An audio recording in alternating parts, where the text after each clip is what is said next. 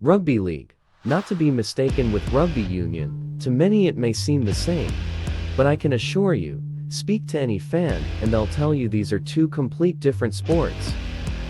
Ask a sports fan simply if they like rugby, and you'll almost always get the same three-word response: league or union. The two codes which were once united under the same banner of rugby football, after all, are now two very different animals. But how did it come to this? To properly explain the difference between rugby league and rugby union, you have to look back at the origins of rugby itself. See, back then it used to be just rugby. Football was just one code played all throughout England. It was kept at an amateur level, and would have likely stayed that way, if not for the Northern English players who started requesting to get paid as compensation for taking the field. The Rugby Football Union refused, saying if men couldn't afford to play, then they shouldn't play at all. The RFU decision to enforce the amateur principle of the sport, preventing broken time payments to players who had taken time off work to play rugby, played a factor in the split of the sport. To better understand this, the Rugby Football Union Board, mainly made up of the wealthy southern upper class, could afford to sustain the amateur principle, in contrast to their northern neighbors, who were mainly coal miners. No workers could not. In the decade that followed, rugby league made changes, setting itself apart from rugby union. Papua New Guinea has a reputation for being the most passionate supporter of the game in the world.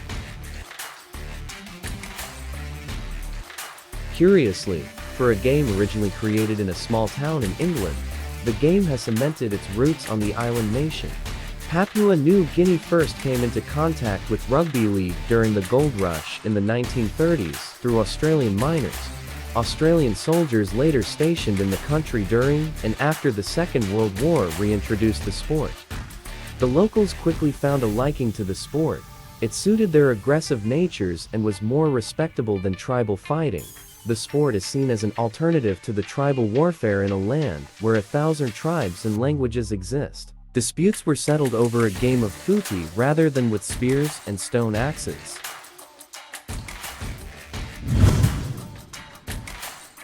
War dances during the first opening minutes before a match is a spectacle in itself. Mainly associated with rugby, the chants having deep roots in Pacific Island nations culture.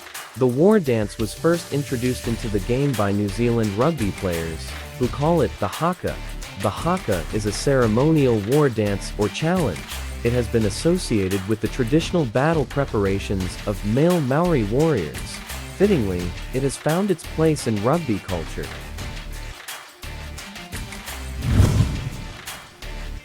State of Origin is an annual three-match series between the New South Wales Blues and the Queensland Maroons played in Australia. However, in 1987, Long Beach in California played host to a State of Origin match, which New South Wales won 30-18. To this date, it is the only time a State of Origin match has been played outside of Australia. 1987 was also the only year where 4 State of Origin matches took place. The first international rugby league match took place in 1904 between England and an other nationalities team, mostly made up of Welsh players. Today, rugby league is played in over 70 nations throughout the world. 4 countries, Australia, England, France, and New Zealand, have teams that play at a professional level, while the rest are semi-professional, mainly Papua New Guinea and Wales.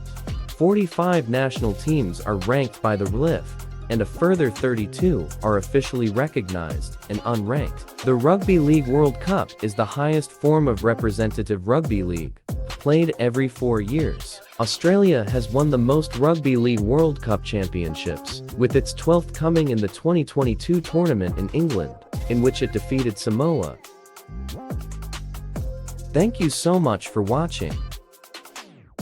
Please take a moment to like, subscribe, and ring the bell to be notified of our next video.